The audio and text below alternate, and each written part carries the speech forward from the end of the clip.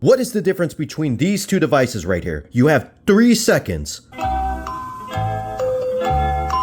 Wait, what do you mean you can't tell the difference between these two? What, are you stupid? Hey there, doing another tech review video because the past 2 videos that I did about technology happened to go over pretty well. In contrary to the previous 2 videos that I made, this video right here is absolutely going to alienate probably most of my viewer base because this really doesn't have anything to do with video games or anything video game adjacent. Tourboxes, and if you don't know what a tourbox is, tourboxes are pretty much devices that are used to make creative endeavors like drawing, video editing, or any other sort of visual arts that you perform on things like computers or iPads or whatever. Helps to make it a little bit more streamlined and a little bit more simple and faster. So, what you could probably consider one of these things is a sort of easy way to access keyboard shortcuts. I was personally not someone who was really jazzed about getting a product specifically for that. Like, I didn't really need to hold down like Control, Alt, Shift, C, and pressing the Enter key at the same time. It's just something that I guess never really affected my workflow. But I happened to get one of these from my girlfriend as a Christmas gift. It was this one right here. When I got everything all connected and when I started to use it and I started to mess around with the shortcuts as well as like making my own shortcuts, I actually started to see that this right here is actually very useful.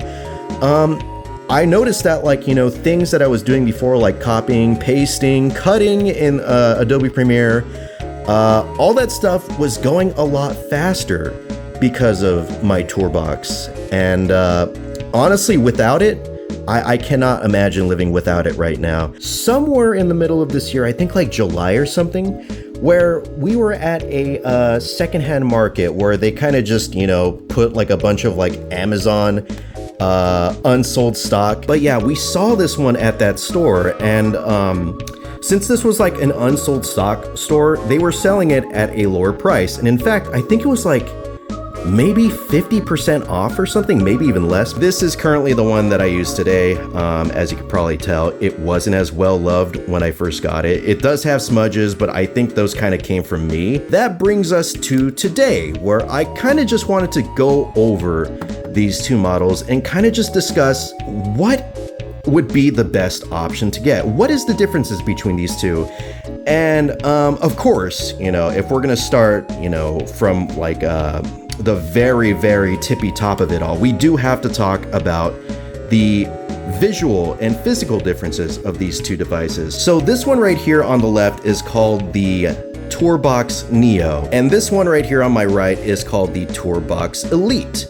And for the most part, yeah, they look very, very similar. There are actually some differences between the 2 that I noticed before I started recording this video. The first one I want to focus on, I think it might be the biggest difference between them, is the D-pad right here. So the D-pad right here is bigger compared to the one on the Neo, and I'm pretty sure because of it being a lot bigger, it may feel a little bit better to use for your thumb. For this one, it does feel a lot more easy to access compared to this one, which does have a smaller D-pad, and because of that, it's a little bit more of a stretch to get my thumb on there. As you can probably see, it may not be as visible through the camera, but when you're using it, it does make a little bit of a difference. And if you're going to be using the D-pad a lot, yeah, it might hinder you a little bit. Another difference I noticed is that the scroll wheel right here is, there's 2 differences. The first difference I should probably bring out is that, you know, whenever you use a scroll wheel in a mouse, it has that whenever you scroll through it. This one does not have it, whereas the Neo right here actually does. You could even hear it. It's really, really audible. So you don't really have that tactile feedback with the Elite, which you do have with the Neo, and I'm pretty sure that may be a big drawback for some people. And honestly, for me, I would probably have to say that it is a pretty big drawback. And the second difference, and it's pretty much mainly just an aesthetic one, is that the Neo has a more rounded appearance on the sides. Can you see it? If you can see it, then man, you got the eyes of a hawk, because I could barely see it and I'm looking at it through the viewfinder. But yeah, it's a little bit more rounded on the Neo. Whereas on here, on the Elite, it's got a bit more sharper edge. Oh god, that actually is pretty visible. Okay, I guess you only need really the eyes of like your geriatric grandfather or something. Next difference right here is this one right here. This little I don't really know what to call it. It's a circular thingy-mabobber, but like I don't really know what the proper way of describing it is. But this little funny little areola right here, it actually has a bit more of a rubberized feel to it, whereas the one on the Neo does not have that. That is a difference that I'm pretty sure could annoy some people, but for me, it's not too bad. Now we could probably move on to the differences for the buttons themselves. On the Neo, most of the buttons, if not all, have micro switches in them. So, you know, all these right here that I'm clicking right here are micro switches. They're pretty much like the same ones that you have in your mouse. Whereas the Elite actually does not have micro switches for every single button. So going through all the buttons right here, this one, it just feels like a normal button. It doesn't have that same click to it. These have that click, but the D-pad right here does not. This one right here in the middle does not. This one right here has the micro switches. The scroll wheel right here has a micro switch still. For these two right here, the scrolly thingies, still, you know, clicky buttons like on the Neo. This side button right here is something that actually kind of annoyed me compared to the Neo. So we're gonna click this Neo button right here, this side Neo button right here, just so I could show you. So you see how whenever I click it, it doesn't go too far in? Well, with the Elite, that is a different story.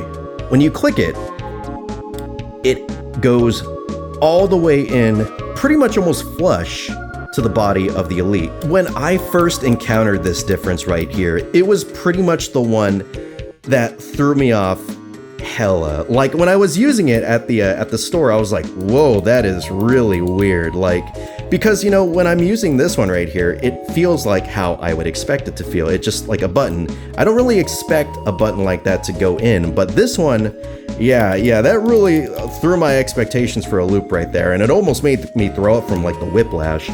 But yeah, it is micro switches still, but the difference between those two buttons is quite the drastic difference, and I'm sure some people might feel the same way as me and might actually have the same visceral reaction that I had, maybe even worse. But honestly, for me, I did get used to it and it feels pretty good. This entire controller right here feels really good. I have really no qualms with it, especially after using it. And I've talked about the micro switches with my 8-Bit Do Pro 3 video, how I do like micro switches, and I kind of liked how everything on here was a micro switch.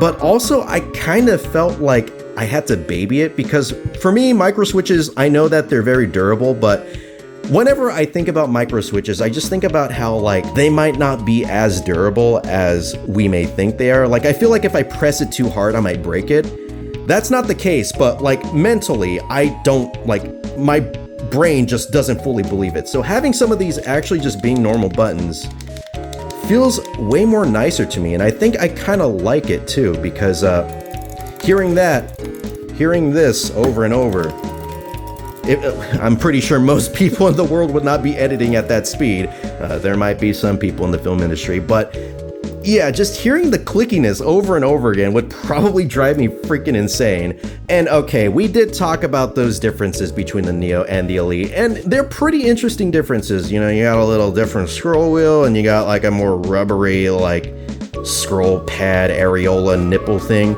And while those differences are cool, you know how I talked about this one right here has tactical feedback in its scroll wheel when you scroll it?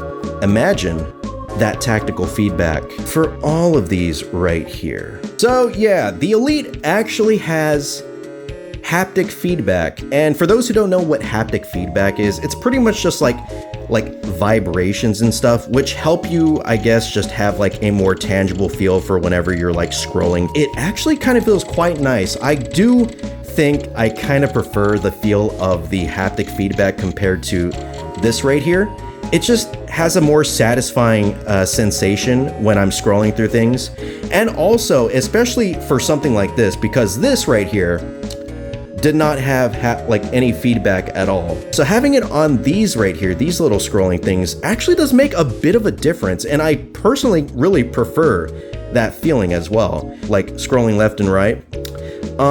It did kind of have like a weird like dissonance between like what I was doing on the Tourbox compared to what I was doing on the screen. It's really hard to describe. I know I am not really good with words, but I feel like that makes a huge difference for me personally. And I like it, feels good. Don't know if it's worth like $100 more, but it does feel great. Let's talk about the next biggest major differences between the Neo and the Elite. So what's the difference? The Elite needs to eat. So yeah, the Elite, as its name probably implies, is the superior version of the two. And because of that, it has the capabilities of being wireless. But yeah, using the Neo wirelessly was something that I really wish that I was able to do. So having it on the Elite is a game-changing feature. Like, I am one to have a very wireless setup. My mouse is wireless, my controller is wireless, my keyboard is wireless, even my earbuds are wireless. So having one item on my desk, having to be tethered with an umbilical cord, just really kind of grinded my gears, especially because I don't really have a proper desk setup, which kind of makes a wireless setup a necessity. There are a bit of downsides with this. This Bluetooth, because it uses Bluetooth, it's not 2.4G, unfortunately. The Bluetooth that this uses it kind of has some bad connection. I don't know if that has to deal with the fact that I'm using a all wireless setup now, but like, I have like disconnects and like sometimes it just stops working. You know, I'm using it normally and then just boom, it doesn't want to work anymore. And it's like, what the hell? Why? Like I said, it might be because of my setup. Maybe there's some interference or something, but yeah, I do have a bit of few issues with using the wireless on the Tourbox Elite. For some people, that might not occur for them. There is another version of the Tourbox Elite called the Tourbox Elite Pro or Plus, I believe. So you are able to use your iPad as well as like have it connected to your PC, and that's pretty cool and all, but that one's like $25 to like $50 more expensive. So it's just like, you don't really need to use the iPad or whatever, then I kind of recommend you just get this. All right, so I think I pretty much talked about most of the differences between these two. So if you're an editor and you need a Tourbox, which one should you get? Well, if wires do not matter to you, and for the most part, they really should not matter to you. I'm just a weirdo. But if wires don't matter to you, the Neo. Honestly, the Neo, I feel, is probably the best one to go for because it's cheaper and it has pretty much all the features that you have on the Elite right here, barring like some physical differences as well as, you know, like the haptic feedback and all that, and you know, the wireless. Even though you're losing a lot of that, this still, like I said, offers everything that you could ever need for a Tourbox. And also with wires, you don't really have to worry about like the disconnection issues that I have right here with the Elite. So this, yeah, I honestly would recommend anyone, especially for those who are kind of on the fence and they're not really sure if they should get something like that. I would recommend getting this. You know, I do recommend people try it out, especially if they do a lot of art or a lot of like video editing and stuff. Like for me personally, it did change like my workflow and it made it a lot faster and a lot more comfortable and a lot more satisfying. And I feel like a lot of people that do creative stuff on their, you know, digital devices and all that can get something out of them. If you have the money, or if you happen to get really lucky like we did, and you have the opportunity to get the Tourbox Elite for a much cheaper price or whatever, then yeah, of course, just go for the Tourbox Elite. I mean, you could use it wired or wireless. You do have to deal with like batteries and stuff. That is something that, you know, some people might have a bit of an issue with, having to use AA batteries in a device like this, but honestly, you really don't even notice it. This thing actually doesn't even drain through batteries that often. And in fact, I remember, I think I went out of town or something. I went out of town for quite a while, and I was away from the Tourbox Elite, and I got home, and then I noticed that it was actually left on. And even though it was left on, it still had battery, and there was like no low battery indicator or anything. It still worked like a champ. And I think that's because it does have like some power saving protocols and stuff. So even if you leave it on or whatever, just for the fun of it, it's all good. But yeah, my recommendation honestly would have to be the Neo. Even though that is a recommendation, I wanted to show people, you know, the differences between the two and maybe help some people out if they're currently shopping for a device like this. That's pretty much all I really had to say about the Tourbox. I don't really got much else. I'm pretty sure this video isn't as entertaining as the other past two videos that I made, and for that, I am sorry. I think for the most part, that has to deal with the fact that I'm currently knees down on some tile right now, so that way I could properly look through the viewfinder. So I'm honestly in constant pain right now, and I've been in pain for the past 33 minutes. I guess I'm not really in a wacky mood right now. But yeah, that's about all I have to say. Thank you so much for watching. If there are any questions that you have in regards to the Tourbox Neo or the Tourbox Elite, I guess leave them in the comments, and hopefully I could get back to you with some proper good knowledge, which, you know, knowing me, I probably don't have that to offer, but I will try to get back to you in some way, shape, or form. Anyways, yeah, that's it. Thanks so much again for watching and listening, and I hope you have a great rest of your day. You know, holding these two right here, it would be kind of epic if you could like change your entire like workspace and just use only Tourboxes.